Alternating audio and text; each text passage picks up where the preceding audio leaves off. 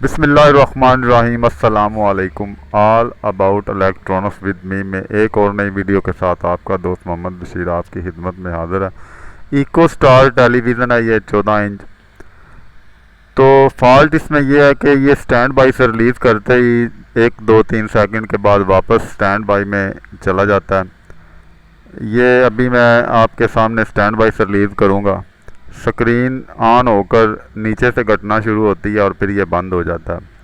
Video का बाकायदा आगाज़ करने से पहले अगर आप television repairing, LED, LCD repairing में दिलचस्पी रखते हैं तो इसी वीडियो के नीचे सब्सक्राइब के बटन को दबाकर चैनल को सब्सक्राइब ज़रूर कर लें, और अगर आपको वीडियो पसंद आए तो वीडियो को लाइक भी ज़रूर करें। ये तस्वीर पर आप गौर करिए, नीचे से घटना शुरू होती है और वापस ये स्टैंड बाई में चला जाता है। तो ये फॉल्ट बेसिकली पावर सप्लाई से रिलेटेड बज़ाहिरन लग रहा है, तो इसीलिए सबसे पहले जो है वो सप्लाई से रिलेटेड ही कोई कंपोनेंट इसका बदल के देखेंगे। अगर आपको वीडियो पसंद आए तो वीडियो को लाइक शेयर ज़रूर करें, और अगर चैनल को सब्सक्राइब नहीं किया हुआ तो चैनल को भी सब्सक्राइब कर दें। शुक्रिया। इस तरह का जो फॉल्ट होता है, स्टैंड बाई होना या स्टैंड बाई की लाइट फ्लैशिंग करना, ये फॉल्ट ज़्यादातर पावर सप्लाई की वेरिएबल से बनता है, लेकिन कोई ना कोई कैपेसिटर वीक होने से भी बन जाता है। अगली साइड पर जो सिस्टम की सप्लाई है उसका कैपेसिटर, ये रेगुलेटर वेरिएबल लगी हुई है। सबसे पहले मैं इससे ही नया लगाऊंगा।